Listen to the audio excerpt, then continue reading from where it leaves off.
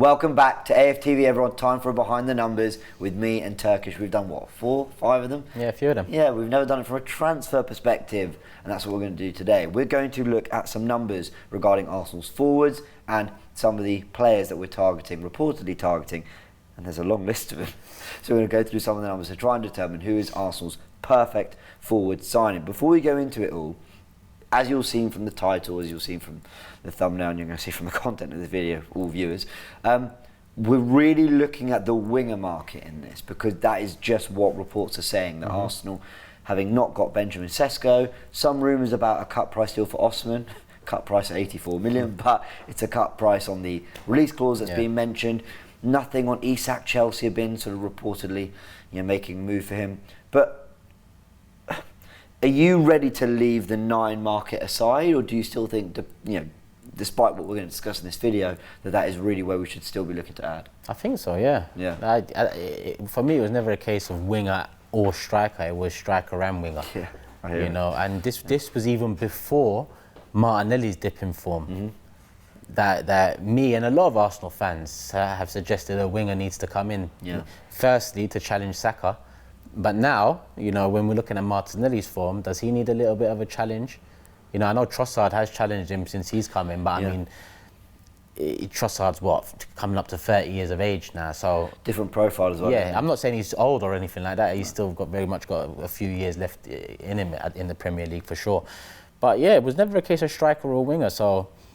I was going to ask you, is there a pattern to the rumours so far, a trend to the rumours so far, in the sense that I'm looking at it outside, and you know me this summer, I'm just letting them go with the flow. Yeah. But Sesko emerged, and he's a very different player to a Bakayoko, very different player to a Guirassy, very different player to Nico Williams, and Williams and Bakayoko we're going to talk about, but both wingers, but on different flanks. Yeah. So again, have you seen a trend amongst the rumours?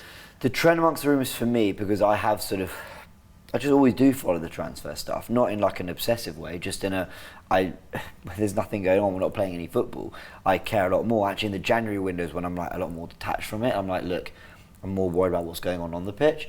But when it comes to this summer window, the pattern for me was around March, April, there were talks of an Isak and an Osman. Those are the kind of players that we were looking to add. We wanted to go big in the 9. Havertz he definitely did well as a 9, much better than we expected, but he still, for me, and it is a small pool, it's not his fault, but I still didn't get to a point where I was like, oh yeah, well that's our answer, we don't need a 9. But the feeling is that if there's a deal that can be done that suits Arsenal, like Sesko would have suited Arsenal for the release clause or whatever, then Arsenal would do it. But Isak, they're saying 120 million. Napoli, if they do reduce their price, genuinely we will see if Arsenal would then be interested in that. But it's like we did with that little kind of thought experiment on talking transfers, literally here in the studio, was that actually when you look at the winger market to the striker market, the winger market's much better. And I think Arsenal know, if you have an 11 just on a pitch, I think they know, well, we kind of want to address that area, we kind of want to address that area, and we kind of want to address that area. And what I mean by that is 6 or 8, well, let's see what the market is. Winger or striker, let's see what the market is. And I think they're just waiting to see what really emerges. But you say better in terms of the winger to striker market, but all I see is potential in both. I hear it. Rather than any guarantee. There's no Mbappe in the winger market. Yeah. And there's no Harry Kane in the striker market. Yeah. So for me, it's okay, it might be a better selection of potential, but all in all, it's still potential. And really and truly, you're going to be looking at 2-3 players max in each position. So it doesn't matter if there's 15 on the wings for me and 4 up front. That's more than enough 4 up front to get one of them. I get what you're saying. It doesn't matter how big the pool is. Ultimately, you need the one. Yeah, like for example, so sorry to cut you, but I've mentioned Openda a lot on the transfer show. Wouldn't the same feeling be if Openda was to come in and no winger? Wouldn't it give you the same feeling as if a Nico Williams came in and no striker, in the sense that we'd be excited about the individual? We might feel we've left ourselves short in another area, but it's still the same feeling, because I don't feel like there's a player in the striker market or in the winger market that comes in and we're happy enough with just that player because he's certified. I hear you. I think there might be 1 or 2 in each market, maybe 1 or 2. But as we saw from talking transfers, there's only a handful of players you genuinely be happy with, which is fair enough. But there are a few, and they are actually in this list. So I get what you're saying. some reports have said that Arsenal do want to do both. I just wonder how much they're going to focus on sales before, if that's the case. If it's the case they just want one, then they'll go get the one, whoever that is. So we will see. Of course, we'll be keeping you up to date with all of it here on AFTV, and we'll be keeping you up to date with all the breaking news and on Talking Transfers. But where I wanted to angle the actual numbers side of this is looking at the numbers that indicate Arsenal should be going for a particular type of player, and then building onto that and saying why it should be this player out of the 8 or 9 that we're listing. So if we just go to this first graphic, I want to show you Arsenal's forwards, because we've got here their goals for Arsenal, their goals per game for Arsenal in the last 2 years, their Premier League shots per 90 last season, and their Premier League touches in the penalty area per 90. Now, the reason I've gone for that is very simple. We'll look at how many goals they score, actually how many goals they score for the amount of football they've played, and actually how many shots they're getting off goal, but more importantly, how much we're getting these players near goal. Now, we can go through all of these if you want. Hit the pause button if you want to look at them in good detail. But the standout thing for me already, first there's Jesus' numbers when you actually break them down into per 90, per game and all that aren't so bad. But the big ones for me are the way the likes of Bukayo Saka, our biggest output threat, is getting the most goals per game in the last 2 years for Arsenal, is having the second or third most touches in the penalty area per 90 for Arsenal, along with Gabriel Martinelli, only bettered by Jesus, actually, Saka's numbers. We know of his injury problems. It tells me that it's the wide players, the more tricky, skillful, flary players that are the ones who are getting the most touch in the penalty area. And it makes me think, are we still going to approach this model where the 9 is more supplier and the wingers are more finishers? Well, you'd hope so, because goals from wings has become the norm in football now. You know, and Martinelli's dip in form is a concern. Yeah. He's still a young guy, and I still have faith in him. I think there's a quality player in there, and it wasn't so long ago that we were discussing his potential in comparison to Saka's. But if you can get another player in that is a threat, and some of the names that I know you're going to mention and we're going to go through in a numbers sense, they're players that are exciting. Yeah. And the football we play, the numbers wise, the last 2 years seems to suit both Martinelli and Saka and wingers in general, even a Trossard. You know, I know I'm looking at it here and his numbers ain't the greatest, but it's not the worst there either. Actually, it's quite good when Premier League shots per 90 are higher than Saka and Martinelli for last season. You can see it. The main threat over the last 2 years has come from the wings. Only Jesus had more. As much as Jesus' numbers are quite impressive, our threat comes from the wings. And if you could add another player in there that can be a threat, so be it. But we also need to. You know, we're watching the Euros, and we haven't mentioned Kai Havertz's numbers here yet, and I'm not saying mention them because they're bad. I haven't really looked into it in comparison. I mean, I can see here goals per game, it's up there, it's decent. But there needs to be an alternative, a different type there to pose a different threat. Because we know Arsenal's threat are from the wings. The numbers here tell you this. So teams know that. If we can get a player that's a threat up front, then look at Man City, for example. They was winning left, right and centre, bringing a player that's a threat up front. They also win the one they couldn't win, the Champions League. So as much as strikers have gone out of fashion over the years and goals from the wing are in fashion, football, it swings and roundabouts. It goes through phases, and I think, a different Fulkrug in the Euros, very different to a Havertz. But now they're calling for him, and I think he does deserve to start. You know, 2 important goals off the bench, one beautiful goal at that, and even the header was quite nice as well. Because Havertz ain't an out-and-out striker. You know, numbers good, he done well, contrary to what I thought, he done well.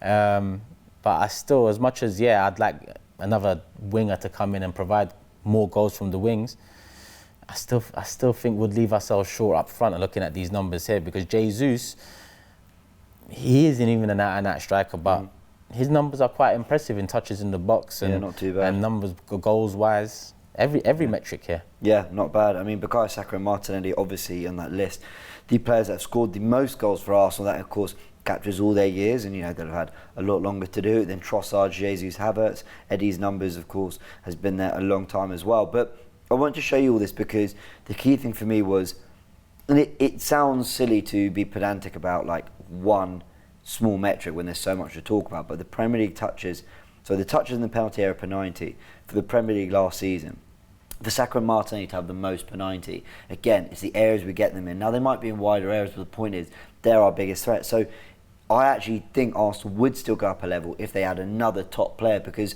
they might not necessarily be better than Martinelli or Saka, but if they're anywhere near that, then just the squad and the rotation, the ability to throw something different is a good thing. Which is why we're going to focus on the winger data, because that's what these are the players who Arsenal have been regularly linked with. Now, if we just go through the names, Nico Williams, linked with heavily in the last week. That performance against Italy got everyone talking. And Chelsea, Arsenal, Liverpool, Barcelona linked with him. Jan Bakayoko, very recent link. Robbie's talked about that on Transfer Daily. Now, Mohamed Kudus, a player I'm desperate for, and I'm pushing for Kudus more than anyone. Now, there aren't links, but it has been confirmed by Sky Germany that he has an £85 million release clause that is effective this summer. And when I saw how much he actually went to West Ham for, that doesn't surprise me that much that maybe they would have agreed to something like that. So £85 million or pounds, I think. Okay. Yeah. Eberechi Eze, the Palace winger / midfielder, Pedro Neto, Xavi Simons, Marcus Rashford. And Rashford again loosely linked, but the others certainly linked. Rashford, I think, not even really linked, more of an Arsenal fan link, but you hear rumours or whatever, and I don't know. So let's talk about those players there. The first thing I want to talk about is their career appearances and the positions they played. Before we go into it in more detail and actually break down each player, how much is versatility important to you? How much do they need to have been able to have played either on both wings, can play in the 10, can do a job up front? Does any of that matter? It does, because again, Martinelli's dipping form, and I think we needed a winger before that. So yeah, it does. But the name that stands out to me here more than any other, listen, I know he can play across the three, but I haven't seen him on the left as much as maybe I would like. But he's still the one I'll take. And that's Kudus. Sorry, I know I'm cutting the line here, but I'm just saying that's probably the one. And I've seen him more in 10 right side than I have on the left side. But it's important, man. It's important because if the only attacking signing we bring in is to be a winger, they need, or predominantly a winger, they need to be versatile enough to potentially cover or take another position. Like Havertz essentially took the striker position this season just gone. And I actually like that, because players need to come in and fight and make it work and provide something to make it make sense.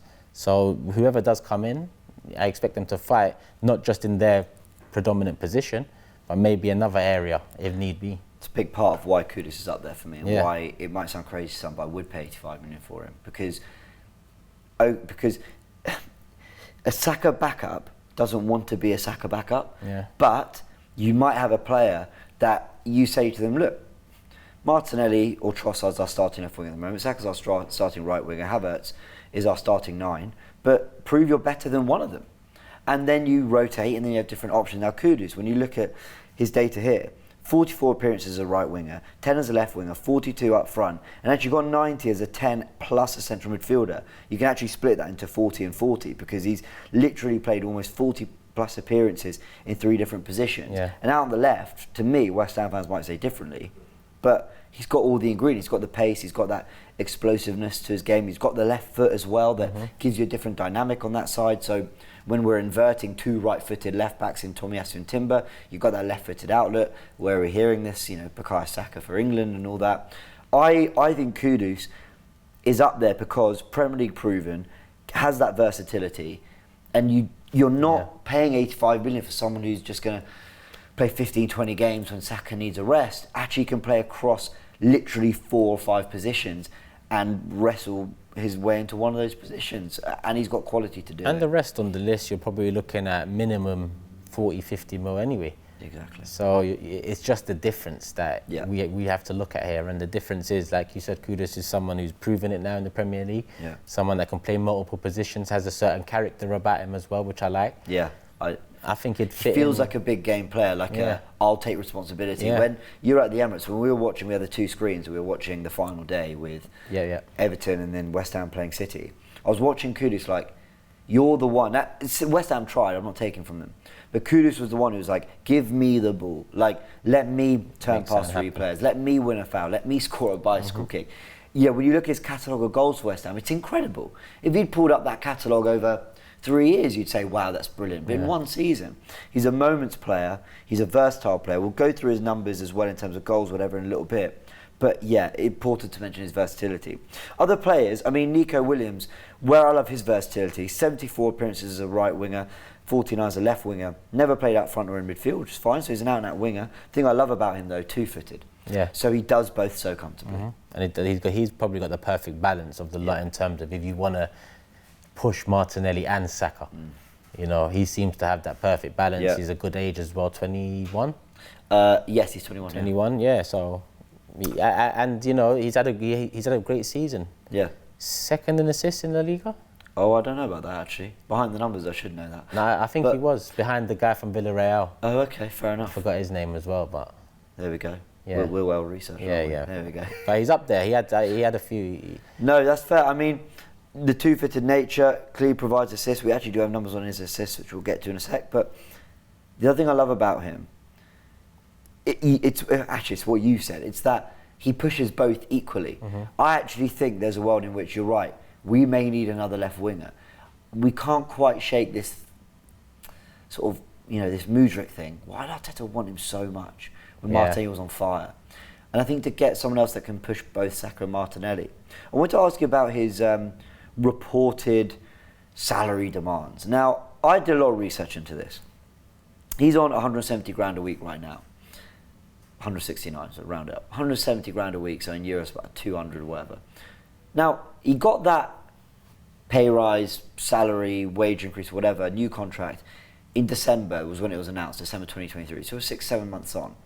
For me, if we're signing a winger that is meant to come in and be a big piece that helps get us over the line for the title, that is meant to be racking up goals and assists, I mean, around 200 grand a week is what I'd expect them to be paid. Now, I'm not saying Nico Williams is worth it. I'm just saying the player we add that is meant to make that difference, that is around what I'd expect. So do you think any of this contract stuff is a little bit overblown, or do you think it's maybe there's something I don't know that reporters do know about his salary demands that I've not seen? I don't know. I'm just surprised it's been such a talking point. Yeah, I'm not going to lie, because I avoid Twitter and all of this stuff. I've heard about it. Yeah. Big Six law in the group and whatnot, but I doubt it. Because it doesn't make sense, does it? If a Champions League club, I know Bilbao just had a good season, by the way, as well. I think they finished Europa League, but if a Champions League club comes in with the potential to win major trophies in the biggest league in the world, at the very least it's the biggest, if not the best, then I don't think salary demands is going to be an obstacle for a player that's 21 years of age. Yeah. So I wouldn't pay too much mind to that, and I'm with you. I mean, I'm someone who mentions wages a lot, but if you're paying the wages for someone that's going to provide what they need to provide to get us over the line, then fine, so be it. And if he is a winger that's going to come push Martinelli, replace him at times, push Saka, be able to take Saka off in games if he's having a poor one, which we've struggled to do over the last 2 years, or maybe not wanted to do, then so be it. 200k is roughly the mark you're looking at, especially when you consider that he's 21. You sign him for 200k. It's probably going to be a five-year contract or so, which takes him into his prime, which means his next contract is going to be his big contract, his biggest of his career. Which, if you do hit the highest of heights, the biggest one you're looking at is probably 350k if you're an attacking player that makes the difference in your prime. So I think 200k is fair. Yeah, well, we'll see. I mean, like I said, I'm just sort of guessing and using a bit of common sense, really, with what he's on now to what Arsenal players are on. It would put him around what Martinelli's on, under Saliba, under Odegaard, under Rice, but above Zinchenko and before Ramsdale, people now say that might upset the ship, don't. Because it's competition. Yeah. At the end of the day, it's about competition. And people might think, Martinelli had to work to get that wage. Well, what do you think Nico Williams has been doing to warrant interest from Arsenal? He's been doing it somewhere else. So at the same time, Martinelli might feel, how's this guy coming on? I don't care, and I'm a Martinelli fan. I don't care if you feel that way. If you do, use it to motivate and get better. Sure. Yeah? Don't hide and cower and feel upset and lick your wounds. Yeah. That's how I feel about any player in the squad. Arsenal fans sometimes fall in love with players too much, and can't envision life without them or life upsetting them and so on. But at the top clubs, top managers have always, either rocked the ship or done what they need to do to win. well, a proper winger, a proper striker will rock the ship in some way, but hopefully in a good way. Let's just talk about some of the other out-and-out wingers. I mean, Jan Bakayoko, talented player, but immediately, clearly a right winger. 6 appearances on the left, 2 up front, 2 as a 10 or in midfield. That is out-and-out competition for Bukayo Saka. You just wonder whether he can be recoached and retrained to play more on the left. I don't see why not, but important to know that. The likes of Pedro Neto, very versatile as well. Weirdly, more appearances out on the left wing. He's sort of so recognised as a right winger, but across his career, 36 games on the right, 47 on the left, few in the 10. Few up front, but actually the big thing is actually quite a lot in the 10 and in midfield. Let me ask you, we've got Marcus Rashford in there, so you all know about Marcus Rashford, so I won't really talk about him too much, but we did want to get his numbers in there. Let me ask you about Eberechi Eze and Xavi Simons, because these are 2 players, as you can see, have racked up appearances in central positions. Not the most appearances in central positions with, actually, sorry, I lie, Eze's numbers, yes, he's played more centrally than anywhere else. Simons is still more out on the wing, but are you interested in a profile like an Eze or a Simons who are more of a inside forward, want to get into the spaces? Because that might then change what we need to do at fullback, and we have been linked to, or rumoured to be in for a more out-and-out left-back in the form of a Kieran Tierney, to do something what Ben White does. Yeah. So how do you feel about the Eze-Simons profile? I can't lie, I like both of them as well. I've liked Simons for a couple of years now. Eze similar as well. His trajectory's been slowly but surely progressing well. I like both of them, but like I said, I'm struggling to find a trend because they are different profiles, and I think our attack could do with a couple of these profiles. We almost need a striker, a winger, and another creative team. It feels like I said, Trossard's not old, but he's the only one we've got that starts on the wing. Well, Martinelli and Saka are more direct, but Trossard floats more central in terms of becoming more of another 8 or 10. So maybe we do need one more of those. Vieira was probably meant to be that guy from the right-hand side, the Trossard of the right-hand side, who comes in, maybe swings balls into the back post and so on.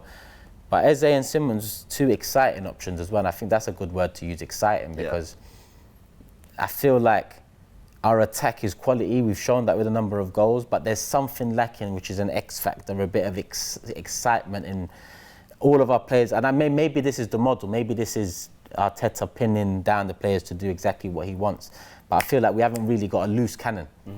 Someone that, and Kudus is going back to him, he's probably the best of the list, who's someone who wants it, take it one touch out of his feet, tries to have a goal from 30 yards. Yeah, I agree. That's why I love it. But Eze and Simons, in terms of wings to middle, to central positions, they're good options. Both of them are very good options. Let's look at some of the performance data then, and it's just very simply appearances, career goals, career assists, nothing particularly complex. We do like to come with some real depth normally on this show, but so many players to talk about, so this is my chance to ask all of you, the audience, if you want to see an in focus on any one of these players, you just let us know in the comments.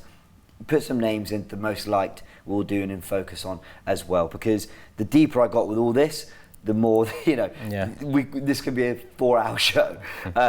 So sticking to purely appearances, goals, assists, this does include, I must say, it's all taken from Transfermarkt, so it does include some of their like a professional academy appearances as well, so what they've done is sort of a little bit of youth level, but it gives you an idea for the amount of football they've played, how productive are they. Now, one of the most productive, of course, they're Marcus Rashford. We know that. But if we go to Kudus, who we were talking about, 62 goals, 21 assists, 200 career appearances. He does have a knack for getting not just goals, but big goals. He is a player who, I just look at him and I go, you get goals in big games against big teams.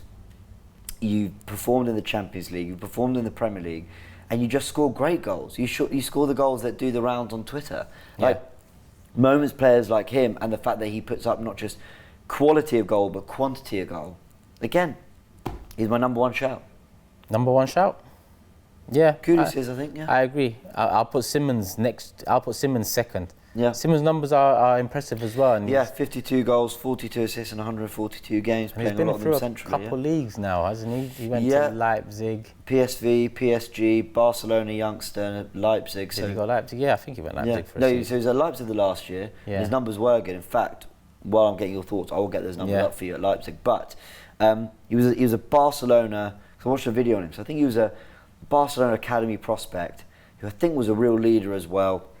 Played mainly centrally, I think, and then developed into more of a winger. PSG signed him. PSV did really well against us in the Europa League, and then of course did brilliantly. Yeah, sorry, I didn't mean to be shocked about the Kudus because he's my clear number one as well. But Simmons, I'm looking at him and I'm thinking, if it's one of the other profile-wise, but then again, I think Kudus covers all profiles. Put him on the wing, electric, centrally. I'm so glad someone else is on this. He's a very creative player. So yeah, totally agree. I've just got. I'm just getting Simmons' numbers up in front of me. Right, so for Leipzig, okay. I mean, they are good numbers. So 8 goals and 13 assists in 32 Bundesliga games. Not bad at all. For PSV, he had 22 goals and 12 assists in 48 PSV games. So yeah, he can get output. Yeah, Simmons from lots of positions, and he did play more centrally for PSV. He played more out wide for Leipzig. Other numbers there that stand out. Do you agree with him at 2? If we're going to rank a top 3 out of this list, I'll put Kudus, Simmons, and then Nico Williams. On the basis I don't think Rashford's going to happen. Well, there's nothing in it. So Rashford, no, let's remove him. From the linked players, it's basically everyone else. I think I'm Kudus. Okay, right, let me say this. I'm Kudus, and then Williams, Neto, sorry, let me start again. I'm Kudus, then I'm Williams and Simmons. So Williams and Simmons, because tied. Can both play right and left. Yeah, they're both tied for me as number 2. They both play right and left. I like that Simmons can play centrally. I like what Nico Williams is doing right now. I really like that kind of player. Now Neto would be there if it weren't for the injury problems. My only thing with Bakayoko is I haven't seen enough of him. And Eze, I actually think is a player that wants to play more central, and I think we need more of an out-and-out finisher to the front line. For me, what we add, whether it's a 9 or a forward, there has to be someone who wants to get in goal-scoring positions. And it goes all the way back to the start of this video. When we talk about the touches in the penalty area that Saka and Martinelli get, they get in dangerous areas and want players that will make use of that. Eze could, he's brilliant. I think we'd be tempted to play him as a left 8 or on the left with an overlapping fullback. Cool, we could definitely evolve in that way. But in that case, then why would we want to move on Smith Rowe when he's someone who adds that to this team? So, not as well as Eze, but you get my point. So, yeah, Kudus for me is number 1 with Williams and Simmons as the other 2. But I haven't seen as much of Simmons as I have the other players. I'm glad you put the caveat about Neto in, because if it wasn't for the injury concerns, he'd be potentially tied with Kudus, potentially. Yeah. Because he you know, his trajectory at one point, the potential. It's just the injuries and the... He's direct. He could play left and right comfortably. Yeah. In and out, quality on the ball. Yeah. Like he's Eze's number's not bad. 51 goals, 30 assists. So you know we're looking at 80 GA. Eze's great for homegrown as well. Yeah. You know. Yeah, that's true. Because this summer we might be losing Eddie. Well, unless we drop the 50 million price tag, but Emil Smith Rowe, potentially Ramsdale. But that's 3 homegrown players. So. Yeah. Well, Bakayoko as well, 51 goals, 37 assists. So you're looking at, about 90 GA in 160 career appearances. That is not bad when you're talking about output. Yeah, you're looking at over a goal or an assist in less than a game. So yeah, that's not bad output there. All right, let's try and answer it. The perfect winger from this list. Who is it for you? I think I know. Kudus. It's Kudus for me as well. It is. And your second choice is? Simmons. And your third choice is? Williams. But Neto would be in there without a doubt. I flip Williams and Simmons. And yeah, I think I agree. But I like the Bakayoko links. And I really like the Eze links. I'd be interested to see how that transforms our team. Rashford, we haven't really been linked. But if something were to come out, because there's nothing that's been come out to say that he's definitely staying at United, everything's settled. Where would he go for you then? Because I'm interested in this. Rashford. Before we wrap up. Where would he go? So you put the caveat in with Rashford before you even named your top 3. So let's just say the interest was there and you know we could get him. I think while I thought he was appalling for Man United last season, and I do think he's a bit of a purple patch player, I think the way Arteta works with wingers, he could explode as a left winger for us. I don't think he'd be coming in as a do a job where we can and rotate, whatever, you'd be coaching him to be the out-and-out left winger. Now, I know people ask about Martinelli. I thought Martinelli was as good, if not better, when they both had a great season the season before last. But I think Martinelli, he's strong, back to goal. I could see him doing a job up top. And I know we've talked about that for years and it's never happened. So maybe it's silly, but look, you just add quality players and ask different questions. So he'd go second? If we were in for him, I think it's Kudus and Rashford, yeah. Okay. Yeah, for me. Cecil's going to like that. Cecil's going to like that.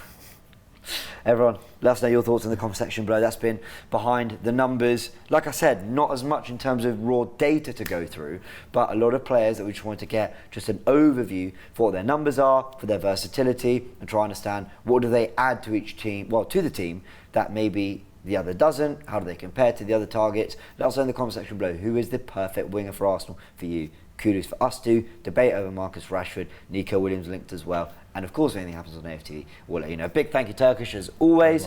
Subscribe to the channel so you're kept up to date with everything, and we'll see you very soon.